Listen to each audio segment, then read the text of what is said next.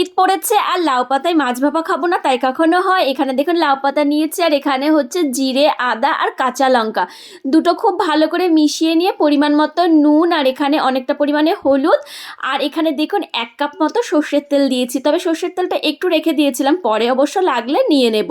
আর এখানে দেখুন 4টে পাবদা মাছ নিয়েছি। এবার এই মশলাটা খুব ভালো করে মাছের গায়ের সাথে একদম দেখুন এমনভাবে মাখিয়েছি মনে হচ্ছে যেন স্নান করে আছে। আর যে লাউ পাতাগুলো নিয়েছিলাম সেগুলো ধুয়ে ঘুটে বেছে একদম দেখুন লাউ পাতা 4টে খুব সুন্দর করে এখানে পাতিয়ে তার উপরে মাছটা দিয়ে মশলাটা দিয়ে আর দুটো লাউ পাতা দিয়ে এইরকম করে ঢেকে খুব সুন্দর করে মুড়িয়ে নিতে হবে যাতে ভেতরের মাছ আর মশলাটা না বেরিয়ে যায়। তারপরে একটা সুতোতে দেখুন একদম পুরো মনে হচ্ছে না পিরামিডের মমি, আমার তো সেরকমই মনে হচ্ছে, সেই রকমভাবে বেঁধে আমি খুব সুন্দর করে রেখে দিয়েছি।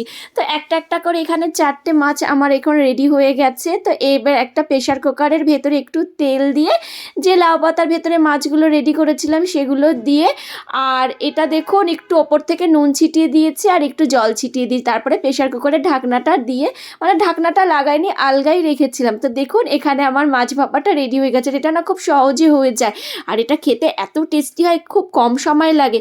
অনেকে আছেন আপনারা করতে পারেন না, কিন্তু এইভাবে বাড়িতে একবার ট্রাই করবেন, দেখবেন খুব সহজেই হয়ে যায় আর এত টেস্টি হয় না।